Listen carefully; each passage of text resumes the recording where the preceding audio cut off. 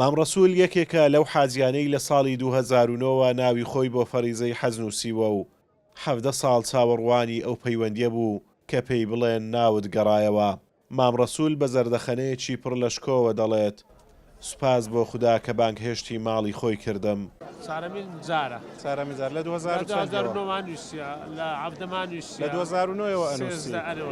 سپاسی خوای گەوراکەم کە ئەو ساڵ لەڕێ ئەو نووسینە ئەلکترۆنیەی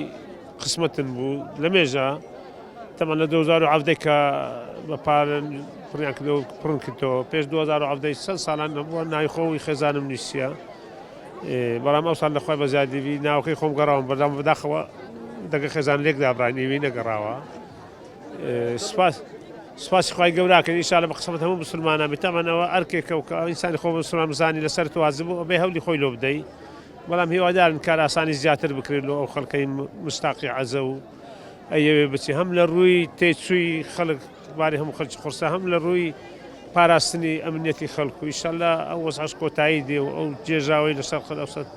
هەر بۆ حاجەکان و هەموو خەڵک زەرمەند بووە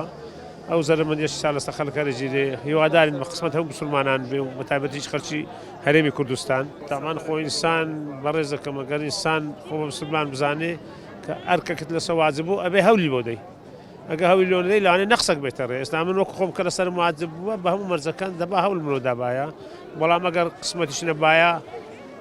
تاوان لە من نەبوو تاوان لەو ڕێگریایی هەبووە کە نەمتوانێ مەسەڵەن بەرامەکەن جێبڕێ بەڵام ئەلحەمدولیلا زۆر دڵخۆشین پێم وایە ئەرکێک لە ئەرکە هەرا پیرۆزەکان کە لەسەر شانم بووە ئەوڕۆ ئەتوانم بسم و جێبەجێ بکەم و خوای گەورە داوەتی کردینە لۆ ئەو تەواوکردنی ئەو ئەرکەی خۆشەویست ئینشاڵڵا قسمەت بە هەموو مسلمانان بێ بە ڕێز و خۆشەویستی بەخێر بێنە گۆشت خوا بۆ پارێزی و